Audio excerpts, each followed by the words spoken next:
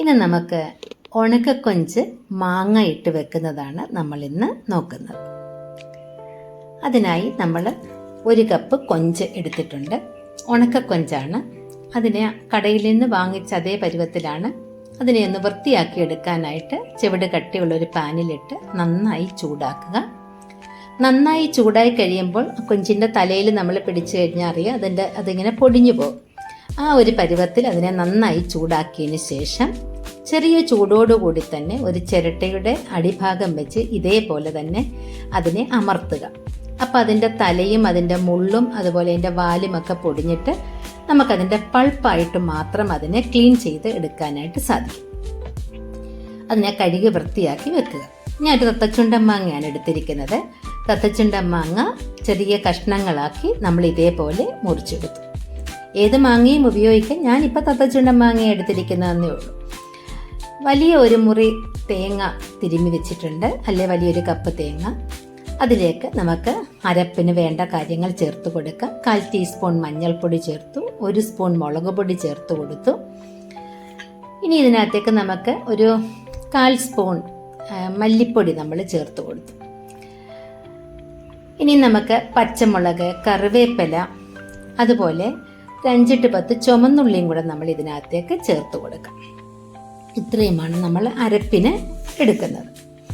ഇത് നമുക്ക് ഒരു കല്ലിലോ അല്ലെങ്കിൽ മിക്സിയിലോ ചതച്ചെടുക്കാം. കരകല്ലിലാണെങ്കിൽ കുറച്ചും കൂടെ രുചികരമായിരിക്കും. ഇത് നന്നായിട്ട് ചതച്ചെടുക്കാം. മുളകൊന്നും ഒരുപാട് അരയരുത്, ജസ്റ്റ് ഒന്ന് ചതയുക മാത്രമേ ചെയ്യാവൂ. ഇനി നമ്മൾ വെക്കാനായിട്ട് പോവാണ്. നമ്മളൊരു ചട്ടിയിൽ നമ്മൾ ആദ്യം അരപ്പിട്ട് കൊടുത്തു. അതിനുശേഷം നമ്മുടെ കൊഞ്ചെല്ലാം കഴുകി വൃത്തിയാക്കി വെച്ചിട്ടുണ്ട്. ഇത് കണ്ട അതിൻ്റെ ശരീരഭാഗം മാത്രമേ ഉള്ളൂ കൊഞ്ചിൻ്റെ. അത് നമ്മൾ ഇട്ട് കൊടുത്തു. നമ്മുടെ മാങ്ങ നമ്മളൊരു ചെറിയ ചൂടുവെള്ളത്തിലാണ് കഴുകി എടുക്കുന്നത്. അപ്പോൾ പുളിയും ഒന്ന് കുറയും, അതുപോലെ മാങ്ങ ഉടഞ്ഞു പോകത്തുമില്ല. അതുകൊണ്ടാണ് നമ്മൾ ആ രീതിയിൽ എടുക്കുന്നത്. എന്നിട്ട് കുറച്ച് കല്ലുപ്പ് ആവശ്യത്തിന് ചേർത്തു. വെള്ളവും ഒഴിച്ചു കൊടുത്തു. വെള്ളം ഒരുപാട് ഒഴിക്കരുത്. നമ്മൾ ചെറിയ തീയിലാണ് വേവിക്കുന്നത്, അപ്പോൾ ഒരുപാട് വെള്ളത്തിൻ്റെ ആവശ്യമില്ല. അപ്പം അത് ചട്ടിയിൽ വെച്ച് ചെറിയ തീയിൽ നമ്മൾ നന്നായിട്ട് വേവിച്ചെടുക്കുക. അപ്പം ഇത് നല്ല തിള വന്നു കഴിയുമ്പോൾ നമുക്കിതിലേക്ക് അല്പം വെളിച്ചെണ്ണ നമ്മൾ ചേർത്ത് കൊടുക്കും. വെളിച്ചെണ്ണ ചേർക്കുമ്പോൾ ഇത് അടി പിടിക്കുന്നത് ഒഴിവാകും, അതുപോലെ കുറച്ചും കൂടി രുചികരവുമാണ്. നമുക്ക് അവസാനവും വെളിച്ചെണ്ണ വേണമെങ്കിൽ ഇച്ചിരി ചേർത്ത് കൊടുക്കാം. ഞാനിപ്പോൾ തിളച്ചപ്പോൾ തന്നെ അല്പം വെളിച്ചെണ്ണ നമ്മൾ ചേർത്ത് കൊടുത്തു. നമുക്കറിയാം, ഇത് കുംഭഭരണിയായിട്ട് ബന്ധപ്പെട്ടാണ് നമ്മളിത് തയ്യാറാക്കുന്നതെങ്കിൽ അമ്മയോടുള്ള ഭക്തിയോടൊപ്പമാണ് നമ്മളിത് തയ്യാറാക്കുന്നത്. അത് നമുക്ക് ചിറ്റളങ്കരക്കാർക്ക് വളരെ വിശിഷ്ടമായ ഒന്നാണ് കുംഭഭരണിക്ക് കൊഞ്ചുമാങ്ങ. അപ്പം നമുക്കിവിടെ നമ്മുടെ കൂട്ടാനെല്ലാം നന്നായിട്ട് തിളച്ച് റെഡിയായി വന്നിട്ടുണ്ട്. 1-2 പ്രാവശ്യം നമുക്ക് ഇതിനെ ഒന്ന് തുറന്ന് ഇളക്കി നമുക്ക് കഷ്ണങ്ങളെല്ലാം അടുക്കി പിടിക്കാതെ തന്നെ നമുക്കൊന്ന് ഇളക്കി കൊടുക്കുക, അല്ലെങ്കിൽ ചട്ടി ചുറ്റിച്ചു വെക്കുകയൊക്കെ നമുക്ക് ചെയ്യാം. ഏകദേശം പാകമായി വന്നു.